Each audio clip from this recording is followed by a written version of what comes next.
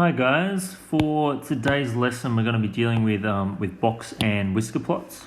So what is a box and whisker plot? It's a graph which displays the 5-figure summary on a number line. So each section of this plot that we're going to make is going to represent 25% of the data set. So what we're doing, guys, is we're taking our data set and we're figuring out the 5-figure summary. So remember, minimum, Q1, median, Q3, and maximum. That's our 5-number summary. So see here, you can see it's 12, 14, 16.5, 18.5, 19. And what we do with those 5 numbers of our 5-figure summary is we plot them on a number line. So there's my number line down here, and I'm going to make 5 vertical lines for each of my numbers in my 5-figure summary. And then what I do with the 3 middle lines is I make a box around them like that. And with the outer parts, so the box is going to be in the middle, as you can see here. And then with the min and the max numbers, I draw a line from the middle. They're like whiskers. So that's why it's called a box and whisker plot. And so it's going to look something like this. Now the idea is you're going to see the 4 sections, and each of these 4 sections represents 25% of the data set. So you can see here, there's our data set. We could also split it up using these lines here, like those 3 lines that I put in. You've got first quarter, second quarter, third quarter, fourth quarter, and pretty much these numbers are being represented by this box and whisker plot. So for example, you can see that 25% of the data is between 12 and 14. As you can see here, that's my first 25%, 12 to 14. And then next up, you've got another 25% is around between, say, the 14 to like 16.5 mark. So you can see that's kind of represented by this. And the third quarter, this quarter here, is between sort of the 17 to 18 sort of mark, as you can see here. And then this last quarter, which is 19 to 19, you can see it's a small section that's kind of between, say, 18.5 to 19. So these 4 sections are representing these 4 sections of the data set. That's how it works. So note, any outliers in the data set are marked by an X on the number line. Don't extend a whisker to an outlier. So we'll get to an example like that now.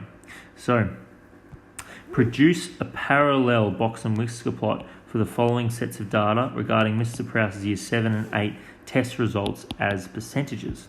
So I gave my Year 9s and 8s a test, and here are their results in terms of percentage.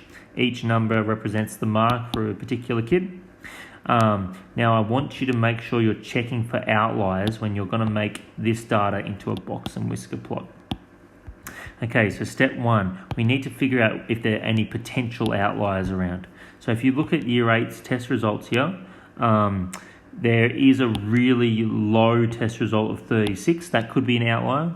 98 up here doesn't look like an outlier because there's lots of others that are kind of close by.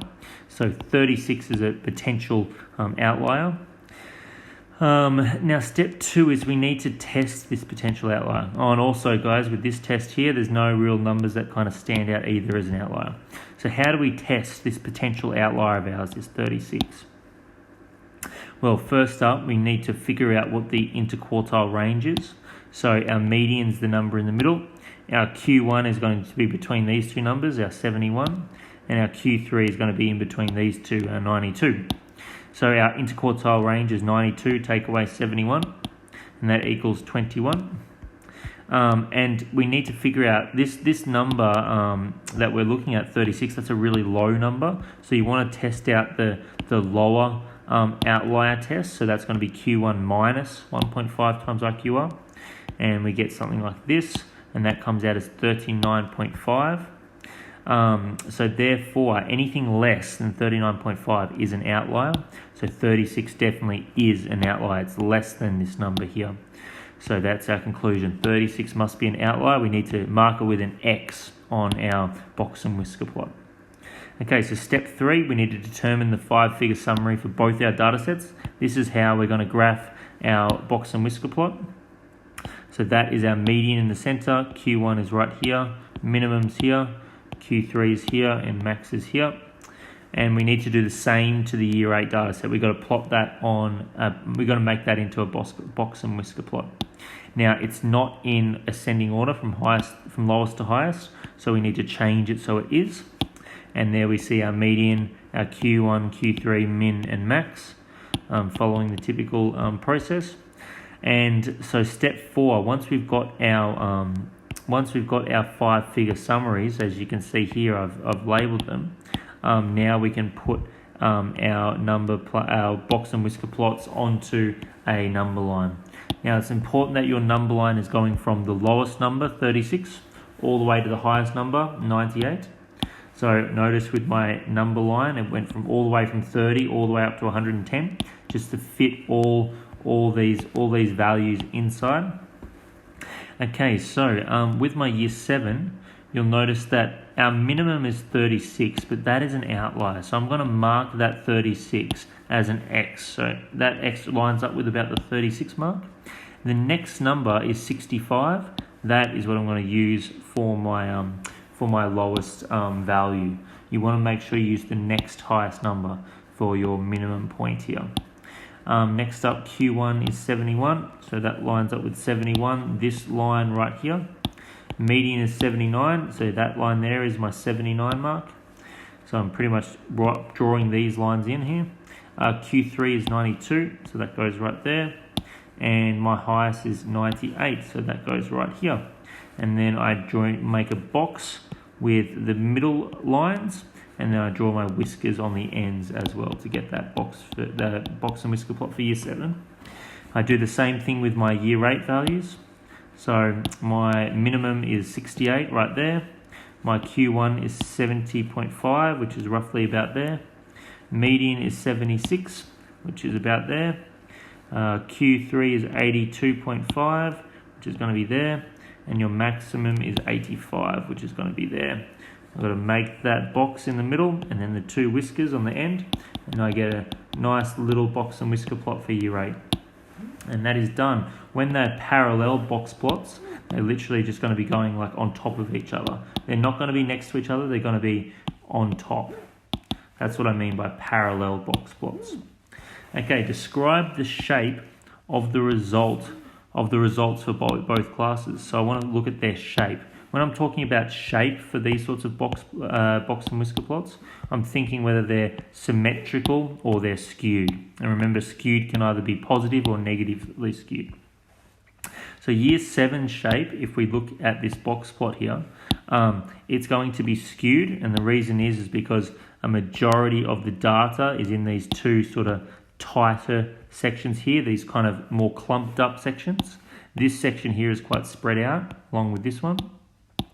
So therefore it's more clumped around this. That means that almost 50% of our students in this data set are around the 65 to the 80 mark. They're in between those 2 parts. You have to remember that that 25% of data is in here and 25% of data is in here. They're each representing a quarter.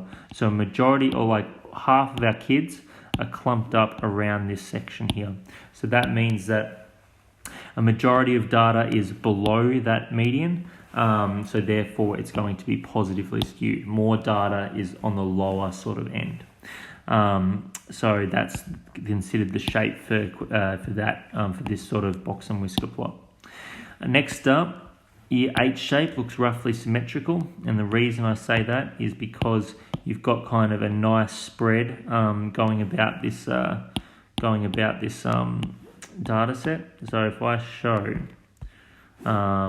like that side there above the average is roughly similar to the other side, this side over here. They look the same about that median, about that middle line. So we'd say that's roughly symmetrical. The data is evenly spread out above and below the mean. So that's a symmetrical shape. Hope this helps you with the questions. Good luck.